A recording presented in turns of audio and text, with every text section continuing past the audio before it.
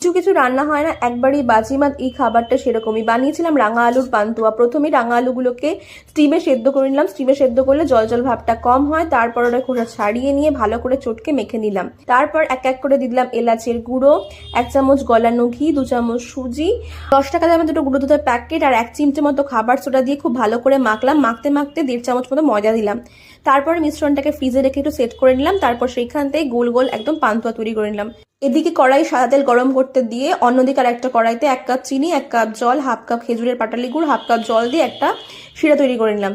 এদিকে তেলটা হালকা গরম হলে এই পান্তুয়াগুলোকে হালকা আঁচে ভেজে নিতে হবে, একদম লাল লাল করে। পান্তুয়াটা ভাজা হতেই আর এদিকে চিনি শিরাটাও রেডি হয়ে গেছে। তারপর পান্তুয়াগুলোকে ভেজে নিয়ে চিনি শিরার মধ্যে ডুবিয়ে দিলাম। সবকটা পান্তুয়া ভাজা হয়ে গেলে চিনি শিরায় দিয়ে শিরাটা একটু গরম করে নিয়ে তারপর 3-4 ঘন্টা ঢাকা দিয়ে রেখে দিলাম। গরম তুলতুলে রাঙা আলুর পান্তুয়া সার্ভ করার জন্য একদম রেডি। মুখে দিলেই যা মিলিয়ে যাবে, কেউ ধরতেই পারবে না কি দিয়ে বানিয়েছেন।